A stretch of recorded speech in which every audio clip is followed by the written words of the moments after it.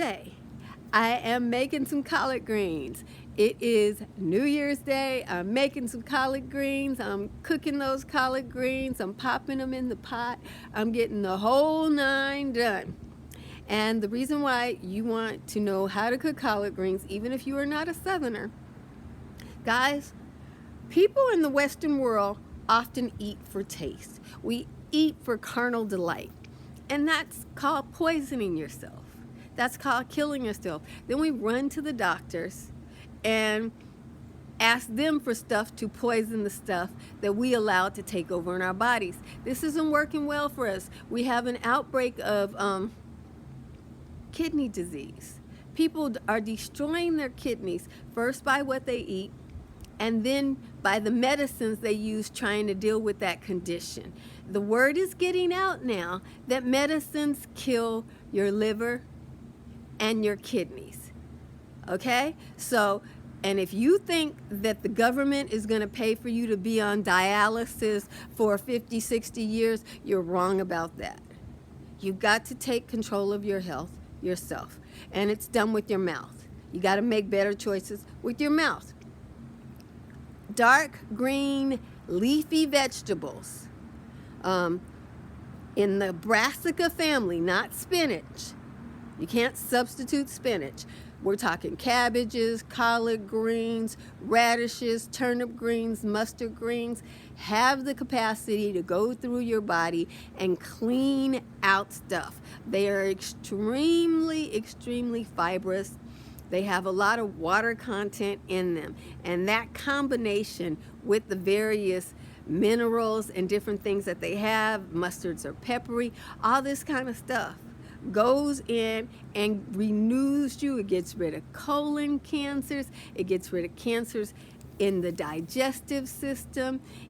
Your mouth is the first key to your independence and a long, healthy life.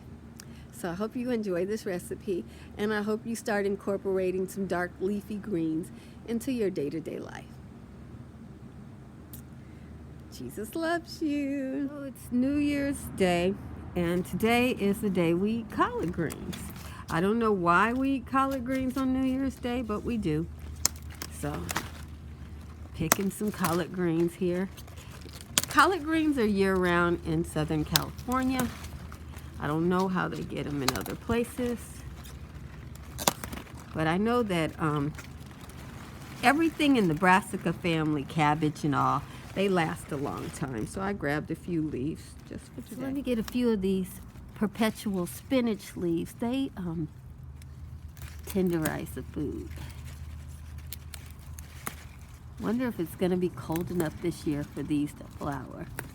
I like for all my plants to flower, even though in modern culture people are like, oh, when it flowers, you don't get any more food. Well, in my opinion, when it flowers, you get more food. So I'm just using this to tenderize my greens. A little spinach makes your collard greens a little bit more tender, which is why a lot of people mix their greens. Mustard greens will do it too, but I don't have many mustard greens. But as you can see, I have a lot of spinach. Grab a few seasonings here. I'll grab some thyme. Getting pretty wild looking, which is great. Okay, so I'm having to get some of the newer leaves and leave the older leaves. I'll deal with those scabies. I just got to give this plant some new dirt. So I got to just pull this plant out the pot and put new dirt in it so it can be stronger. So I'll get some of these. These are the tops of my scallions. My little sage is not big enough yet, so I'll use garden sage. But she's getting there. Washing and preparing the greens. You go over here, and I am boiling the turkey neck and the garlic into the pot. Put my rutabaga into the pot for the flavor.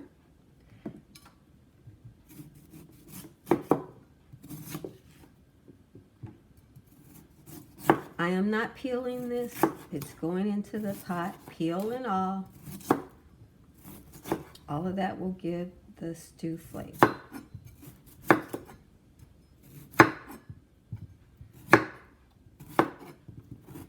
Not gonna do any extra cooking of these. We're not sauteing them. There's our turnips. Put bay leaf and my thyme in the pot with the turkey neck. My fourth wash. And what you do is, so the water should come out clean now. Every wash, do a washing machine motion on your greens, because you're trying to get any debris that's connected to them off. I rinse each grain, but this technique seems to get more particles out than just rinsing. So I highly recommend it. And there are particles in the wash. I'll show it to you. It's not many. We did pretty good. See? So we're gonna go one more wash. Here, move that out the way. And do a little machine gun mirror kind of thing. 5 washes.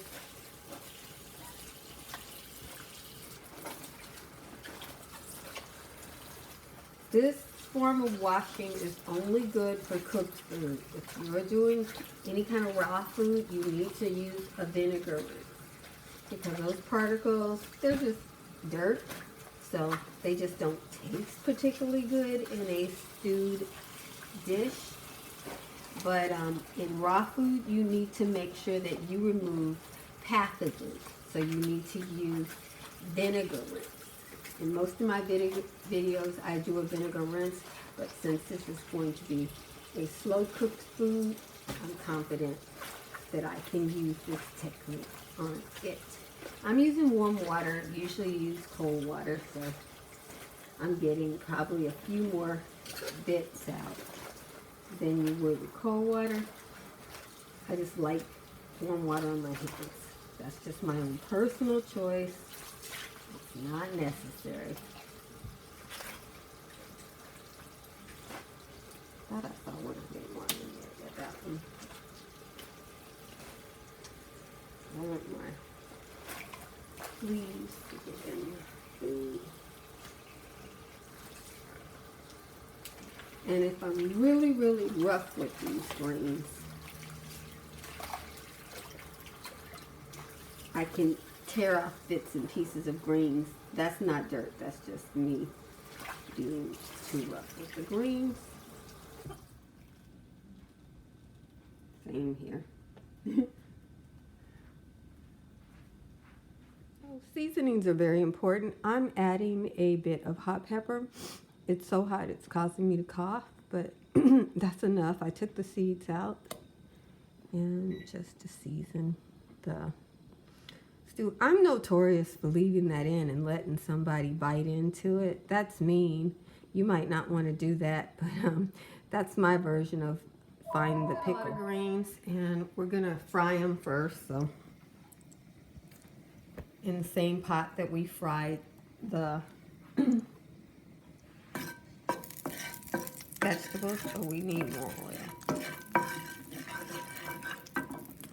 And while we're doing this, we got our chopped root vegetables. This is a rutabaga, and those are some herbs.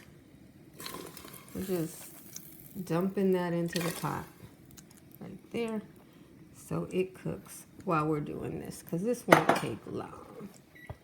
This is just a step to give your greens some extra tenderness here.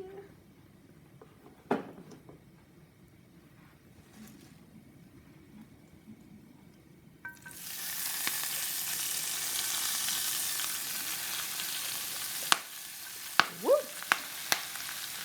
That water in those greens are what you're hearing pop. See the smoke coming up? This doesn't completely cook the greens. Some people say it does, but I'm an African American, and I slow boil my leaves. That's the way I cook them. That's the way it's always going to be for me. I'm showing you what we do.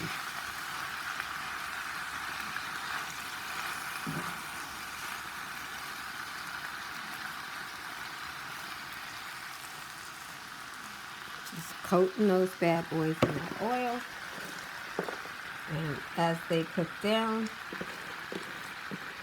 add some more greens.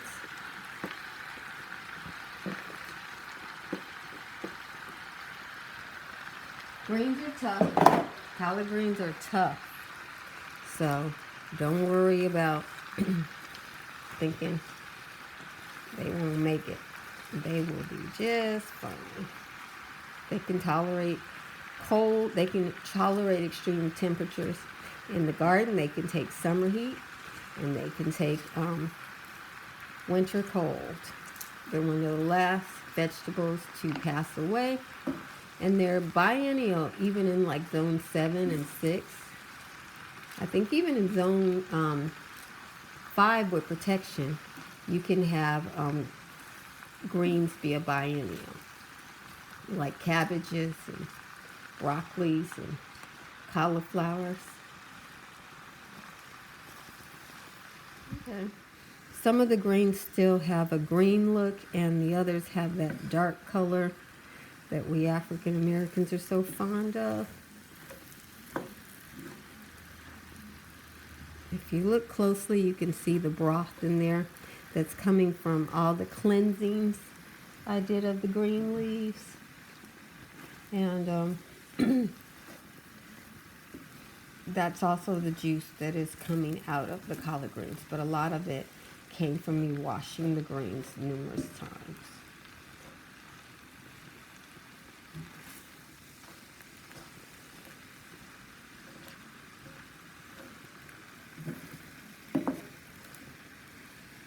Okay, now that I've got them cooked down some, pre-cooked really, and fried, they go in the pot to become that dark, overcooked, tea-filled pot liquor that we African Americans love so much.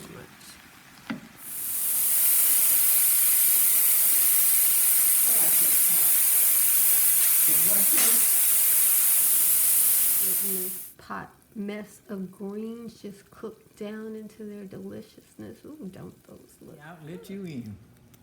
But you know what? It was easier because you went in there and did the dishes. So all I had to do was wipe up and cook. Well, I know if you'd have had them dishes in the way, I want them greens clean. I had to clean the greens like 5 times. That's the way we used to do it. Especially when they're real dirty. They looked clean to me. I was shocked. And it's been raining too. I thought And they when were. you buy them from the grocery store, black folks wash them green. We don't trust that.